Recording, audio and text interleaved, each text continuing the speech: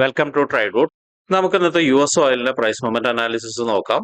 അതിനു വേണ്ടിയിട്ട് എടുത്തിരിക്കുന്നത് വൺ ഡേ ചാർട്ടാണ്. വൺ ഡേ ചാർട്ടിൽ പ്രധാനപ്പെട്ട ഏരിയാസ് മാർക്ക് ചെയ്ത് വെച്ചിട്ടുണ്ട്. നോക്കിയാൽ കാണാം, ഇവിടെ ഒരു സപ്പോർട്ട് ഏരിയ ഉണ്ട്. മൾട്ടിപ്പിൾ ടൈം ഈ ഏരിയയിൽ വന്നിട്ട് മാർക്കറ്റ് മുകളിലോട്ട് പോയിട്ടുണ്ട്. ഇന്നലത്തെ ക്യാൻഡിൽ അഥവാ കഴിഞ്ഞ ഫ്രൈഡേത്തെ ക്യാൻഡിലും ഇവിടെ വന്ന് സപ്പോർട്ട് എടുത്ത് വളരെ സ്ട്രോങ് ആയിട്ട് ഒരു ബുള്ളിഷ് റിജക്ഷൻ ക്യാൻഡിൽ തന്നിട്ടുണ്ട്. അതിന്റെ ഒരു കണ്ടിന്യൂഷൻ എന്ന നിലയ്ക്ക് ഇന്ന് ഓപ്പൺ ചെയ്ത് മാർക്കറ്റ് മുകളിലോട്ട് പോയിട്ട് നമ്മൾ മുൻപ് എല്ലാം മാർക്ക് ചെയ്ത് വെച്ചിരിക്കുന്ന റെസിസ്റ്റൻസ് ഏരിയയിൽ നിന്നും വലിയൊരു സ്ട്രോങ് ആയിട്ടുള്ള ഒരു ബെയറിഷ് ക്യാൻഡിൽ തന്നുകൊണ്ടിരിക്കുന്നുണ്ട്. പക്ഷെ താഴോട്ടേക്ക് ഇറങ്ങിയിട്ട് സപ്പോർട്ട് എടുത്ത് വീണ്ടും മുകളിലോട്ട് പോയേക്കാം. എനിവേ ഇതെല്ലാം മനസ്സിലാക്കാൻ വേണ്ടിയിട്ട് നമുക്ക് ചെറിയ ടൈം ഫ്രെയിമിലേക്ക് പോകേണ്ടതുണ്ട്.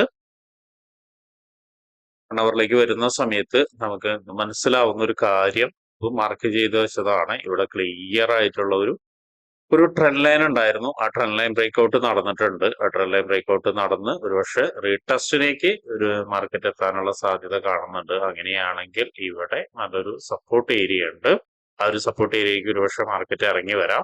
അല്ലെങ്കിൽ ഇവിടെ നിന്ന് തന്നെ, അതായത് ഈ ഒരു ഹൈനെ ആണ് ഇപ്പൊ ബ്രേക്ക്ഔട്ട് നടന്നിരിക്കുന്നത്. ഒരു ഹൈനെ ബ്രേക്ക് ചെയ്ത് വീണ്ടും മുകളിലോട്ട് പോകാനുള്ള സാധ്യത കാണുന്നുണ്ട്. എന്തായാലും കുറച്ച് ഇറങ്ങി വരാനാണ് സാധ്യത കൂടുതൽ. അതെല്ലാം നമുക്ക് ചെറിയ ടൈം ഫ്രെയിമിലേക്ക് പോയി നോക്കാം.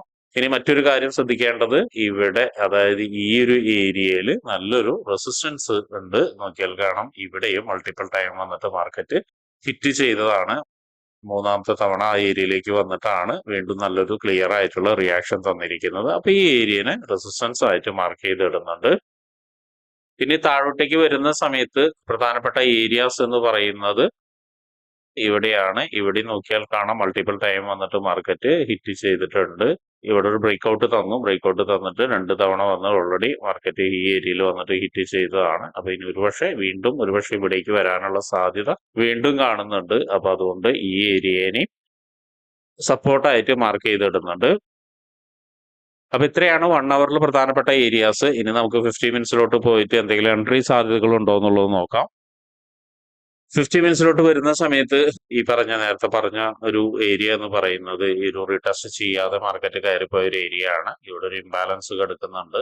മാത്രമല്ല ഇതിനെ ബ്രേക്ക്ഔട്ട് ചെയ്ത് വളരെ സ്ട്രോങ് ആയിട്ട് മുകളിലോട്ട് പോയതാണ്. അപ്പൊ ഡെഫിനറ്റ്ലി താഴോട്ടേക്ക് വരും തന്നെയാണ് എക്സ്പെക്ട് ചെയ്യുന്നത്. അപ്പൊ അതുകൊണ്ട് ആ ഒരു സെൽ എൻട്രി കാണാം. നമുക്ക് സെൽ എൻട്രി എന്ന് പറയുന്നത് ഒരു റിസ്കി സെൽ എൻട്രി ആണ്. കാരണം മാർക്കറ്റ് ഇവിടെ നിന്ന് ഒരു കൺഫർമേഷൻ എടുത്ത് താഴോട്ടേക്ക് വന്നു കഴിഞ്ഞാൽ ഒരുപക്ഷെ വീണ്ടും ഒന്ന് ഒരു ക്യാൻഡിൽ ക്രിയേറ്റ് ചെയ്ത്, അതായത് ഈ ഒരു ഇംബാലൻസിൽ വരുന്ന സമയത്ത് ഒരുപക്ഷെ നല്ലൊരു ക്യാൻഡിൽ ക്രിയേറ്റ് ചെയ്ത് മുകളിലോട്ട് പോവാം. അല്ലെങ്കിൽ ഈ ഒരു സപ്പോർട്ടിലോട്ട് വന്നതിന് ശേഷവും ഒരു ക്യാൻഡിൽ ക്രിയേറ്റ് ചെയ്ത് മുകളിലോട്ട് പോവാം. നോക്കിയാൽ കാണാം, ഇവിടെ ഒരു ട്രേഡ് റൂട്ടിന്റെ ഒരു സ്ട്രാറ്റജി വർക്ക് ആവാനുള്ള സാധ്യത കാണുന്നുണ്ട്. ഇതിന്റെ കളർ ചേഞ്ച് ചെയ്തിടുന്നുണ്ട്. അപ്പൊ താഴോട്ടേക്ക് മാർക്കറ്റ് ഇറങ്ങി വരികയാണെങ്കിൽ ഒരുപക്ഷെ ഇവിടെ നിന്ന് ഒരു നല്ലൊരു കൺഫർമേഷൻ കിട്ടുകയാണെങ്കിൽ നമുക്കൊരു വലിയൊരു എൻട്രി കിട്ടാനുള്ള സാധ്യതയുണ്ട്. മാത്രമല്ല ഇവിടെ നോക്കിയാൽ കാണാം, മാർക്കറ്റ് ഇപ്പൊ മൂവ് ചെയ്യുന്നത് ഒരു ചാനലിൽ കൂടിയാണ്. ആ ഒരു ചാനലിനെ മാർക്ക് ചെയ്ത് വെച്ച് കഴിഞ്ഞാൽ കാണാം മാർക്കറ്റ് അവിടെ റെസിസ്റ്റൻസ് എടുത്തിട്ട് താഴോട്ടേക്ക് വരുന്നുണ്ട്. അപ്പൊ ഒരുപക്ഷെ വീണ്ടും ഒരിക്കൽ കൂടി റെസിസ്റ്റൻസ് എടുക്കാൻ ഇവിടേക്ക് വന്നു കഴിഞ്ഞാൽ ഒരു നല്ലൊരു കൺഫർമേഷൻ കിട്ടുകയാണെങ്കിൽ ഇവിടെ ഒരു സെൽ എൻട്രി നമുക്ക് എക്സ്പെക്ട് ചെയ്യാം. അങ്ങനെ ഒരു സെൽ എൻട്രി വരികയാണെങ്കിൽ നേരത്തെ പറഞ്ഞ പോലെ ഈ ട്രെൻഡ് ലൈനിലേക്കോ സപ്പോർട്ട് ഏരിയയിലേക്കോ മാർക്കറ്റ് ഇറങ്ങി വരാനുള്ള സാധ്യത കാണുന്നുണ്ട്. ഒരുപക്ഷെ മുകളിലോട്ട് കയറി പോകാതെ തന്നെ താഴോട്ടേക്ക് ഇറങ്ങി വരാം. ഇവിടെ നിന്ന് വീണ്ടും ഒരു കൺഫർമേഷൻ കിട്ടുകയാണെങ്കിൽ, അതായത് ഈ ഏരിയയിൽ നിന്ന് വീണ്ടും ഒരു കൺഫർമേഷൻ കിട്ടുകയാണെങ്കിൽ അടുത്തൊരു ടാർഗറ്റ് എന്ന് പറയുന്നത് ഈ പറയുന്ന നേരത്തെ നമ്മൾ മാർക്ക് ചെയ്തിരിക്കുന്ന റെസിസ്റ്റൻസ് ഏരിയ ആയിരിക്കും.